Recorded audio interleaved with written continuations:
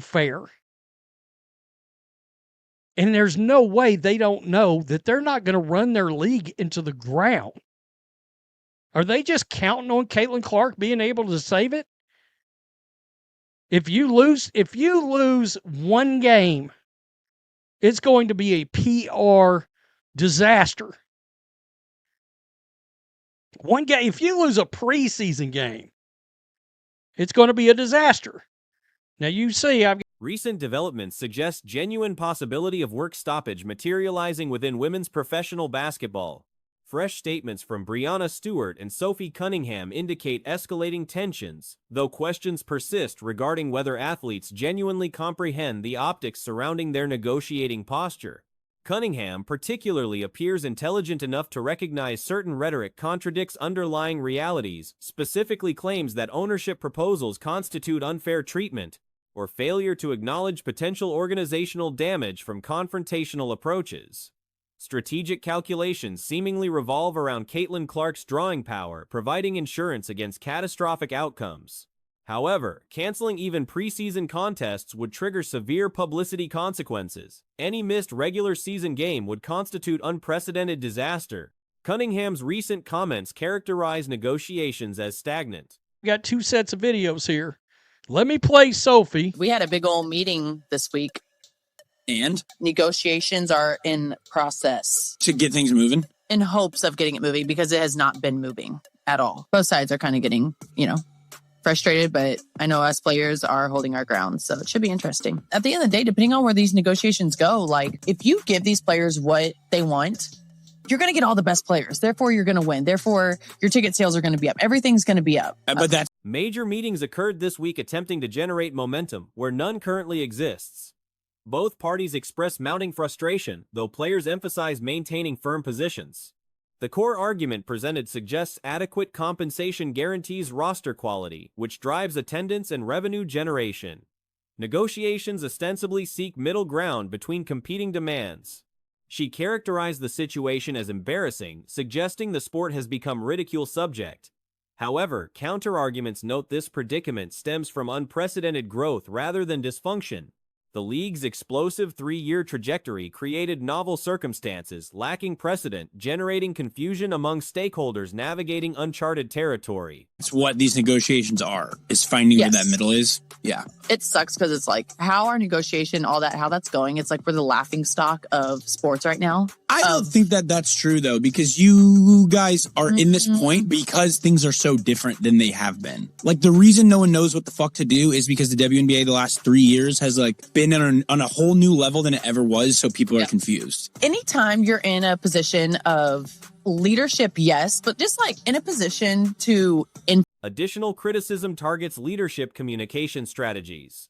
Despite negotiating impasses, commissioner visibility could reinforce product confidence through social media engagement and public endorsements. Current silence creates perception vacuum, suggesting organizational indifference rather than strategic positioning. The reality indicates ownership exhaustion with player demands. Recent disclosures revealed maximum salaried athletes could earn $2.4 million within 5 years contingent on achieving specific growth benchmarks, while average salaries might reach $1 million annually under similar conditions.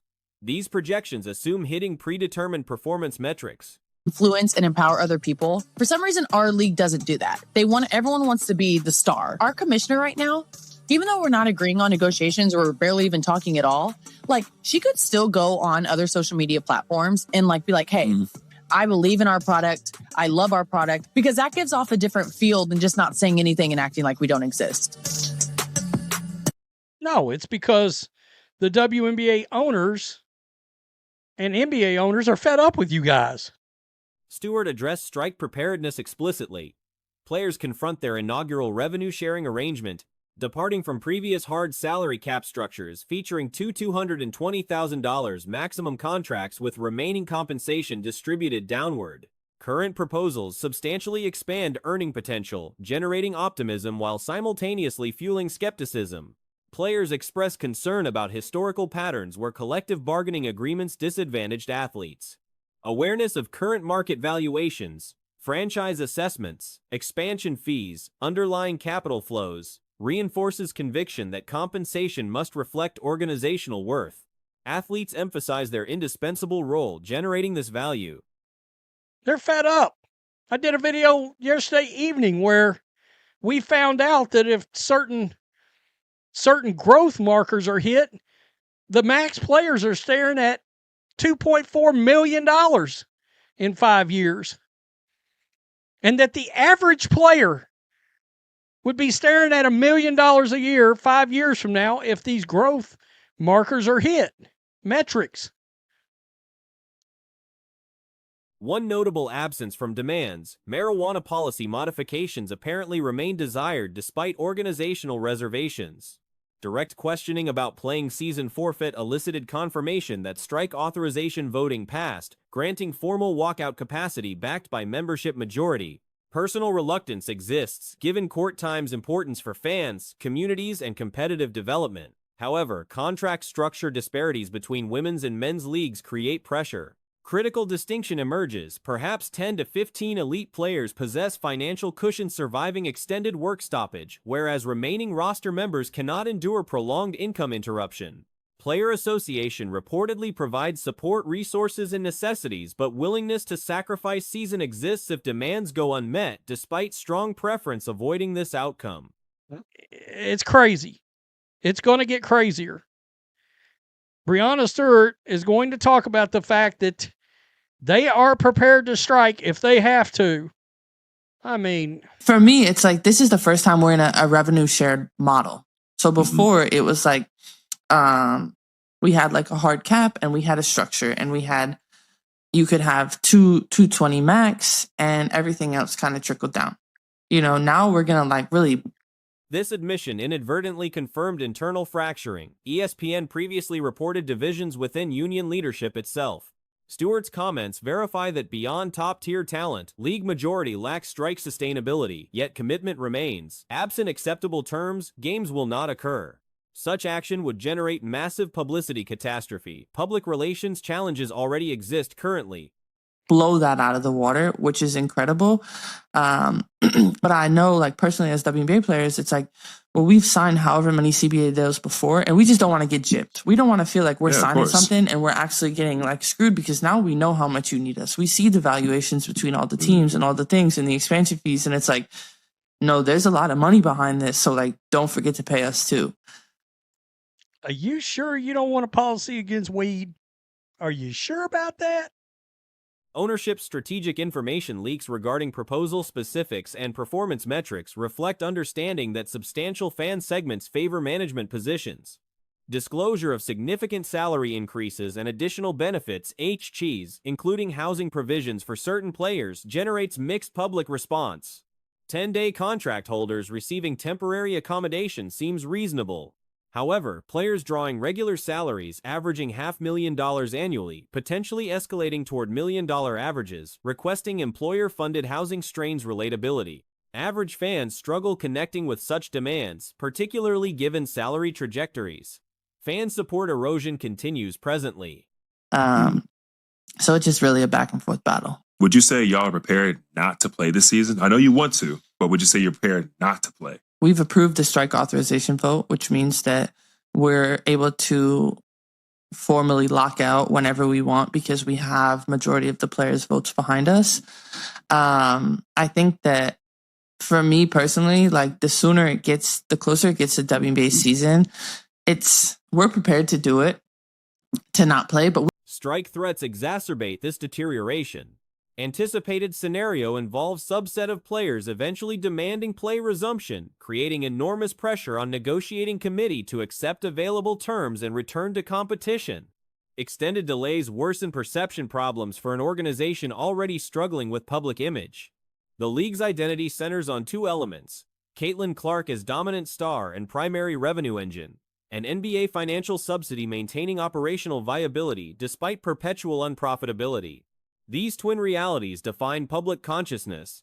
Consequently, when fans observe near tenfold salary increases, strike rhetoric generates confusion and frustration. Want to get back on the floor. Like, I'm not saying Coulson doesn't want to get back on the floor. She has no urgency. The older players have no urgency. The younger players do. That seems to be what's happening. is that the younger players have a much more urgency in getting something done, because at the end of the day, they have a lot more at stake. They have a lot more at stake. Like, they're guaranteed to become, they're already millionaires, but they're guaranteed to become multi-millionaires in their careers. But this is Each statement about preparedness for whatever necessary actions further damages player positioning. Repeated messaging about potential work stoppage alienates audiences incrementally. Longtime devoted followers represent minority segment. Newer audiences drawn by recent growth outnumber legacy supporters approximately 3-1. These emerging fans are generalized sports consumers whose attention shifts easily toward alternative entertainment. Millionaires in their careers. But this is a big post. So everybody, by the way, you've got the unrivaled players taking WNBA out of their bios. You've got all these players. You've got plenty of players on social media refusing to say that they even want to play. Like, some players are refusing to even say, they wouldn't say the words, "we want to play." They will make sure as hell that that's a sentence that does not come out of their mouth. Whereas Caitlin Clark, her signing autographs, the fever, and this is why her signing autographs. Player statements fail recognizing this dynamic. Each confrontational comment degrades public sympathy rather than building solidarity. The disconnect between athlete perspective and consumer sentiment widens with every negotiating update, suggesting intransigence over compromise. Ownership leak proposal details strategically, recognizing broader fan base sympathizes with management given context of substantial compensation improvements already offered. Players perceive this as manipulation, but effectiveness stems from genuine audience reaction to disclosed terms rather than propaganda success. The fundamental miscalculation involves overestimating leverage while underestimating perception vulnerability. Signing autographs, the fever, and this is why her signing autographs for all the fans, saying time to get back to a lot of this. Like, this sounds like it's a very, very clear stance that she wants this league to she wants there to be games. And it's very, like, you can tell the people when they talk that want there to be games. Aaliyah, absolutely. Stewie, absolutely. Caitlin, absolutely. NECA, we don't know. Athletes correctly identify their value, creating product quality, but miscalculate public willingness to support maximum extraction of that value, particularly when base compensation already dramatically exceeds typical American earnings despite organizational unprofitability.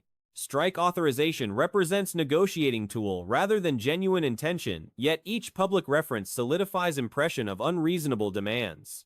Players believe demonstrating resolve strengthens positioning, unaware they're actually eroding the goodwill necessary for long-term viability in entertainment marketplace, dependent on consumer affection rather than need-based consumption. Fundamental tension exists between justified desire for proportional value capture versus practical reality that product popularity remains fragile, heavily concentrated in single attraction, and dependent on subsidization. Navigating this requires sophisticated understanding of stakeholder psychology currently absent from public messaging. Whether union leadership recognizes these dynamics privately while maintaining public posture or genuinely misreads landscape remains unclear. Absolutely. Caitlin, absolutely. NECA, we don't know. We don't know because NECA has absolutely gone and she has very much said we want to play. With Fee being out for a while, I don't know how fussed she is. I don't know how fussed she is, to be honest, about playing. She's got unrivaled. But yeah, it is all around, it is an interesting one to see what way players are. However, outcomes will ultimately depend less on negotiating room dynamics than public tolerance for disruption of recently discovered entertainment product. That tolerance appears limited and diminishing rather than expanding as rhetoric escalates. Caitlin Clark's recent Instagram activity has sparked considerable discussion regarding her position within the ongoing collective bargaining agreement discussions. The post makes her stance fairly transparent, though the situation doesn't necessarily involve extreme actions like crossing picket lines should labor disputes escalate. Rather, the divide appears generational, with emerging talent generally favoring expedited resolution and immediate return to competition.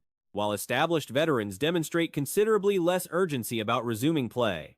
This pattern manifests clearly when examining different player responses.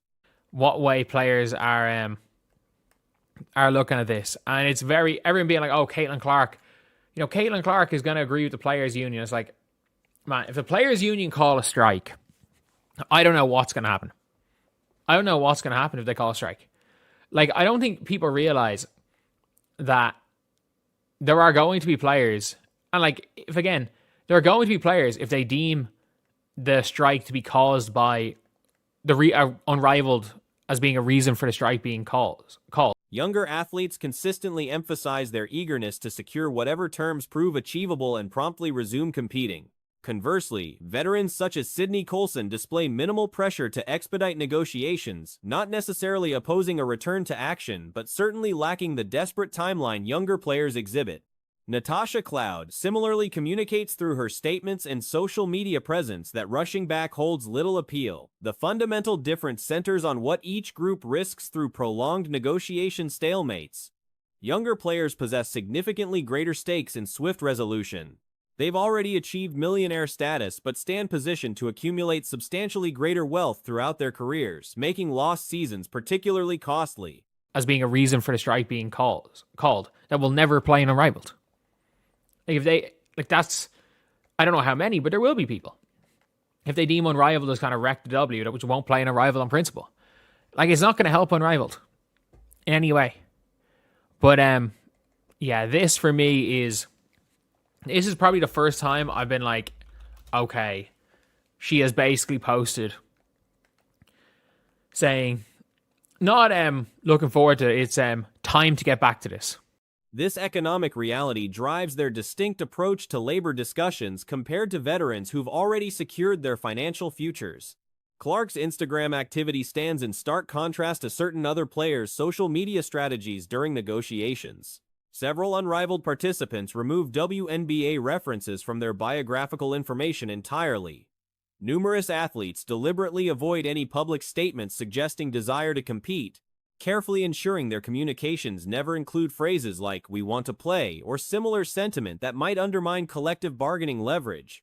Some refuse outright to acknowledge any enthusiasm about returning to action. Clark's approach differs dramatically. It's time to get back to this. Time to get back to this. About her, about basketball in the WNBA. I'm like, that is absolutely I'm not going to say it's a dig, but it could be perceived as one. Going to the PA basically saying, come on, sign the deal. Sign the deal. And I'm looking through it, and that's what a lot of people. I'm not saying everyone is perceived. Her post featured autograph signing sessions with fans and included messaging about anticipating a return to competition, specifically referencing getting back to basketball activities.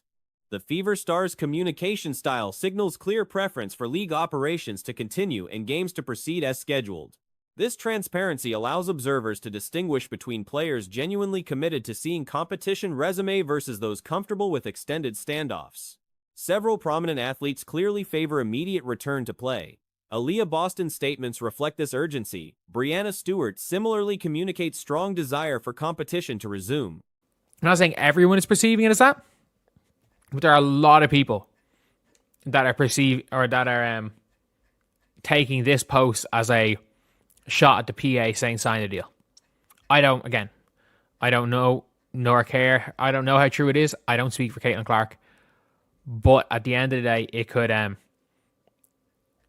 could very much be a case. But even if it's not a direct shot, she's absolutely making it be known. Clark obviously falls into this category. A'ja Wilson's position remains somewhat ambiguous. Wilson has publicly stated willingness to compete, but with Kelsey Plum sidelined for extended recovery, questions exist about the authenticity of Wilson's urgency given her unrivaled participation providing alternative competition outlet. The dynamics create fascinating speculation about potential rifts should labor disputes intensify. Many assume Clark would automatically align with union positions given her membership, but the situation proves more nuanced. Should the Players Association call for strikes, the response could fragment significantly.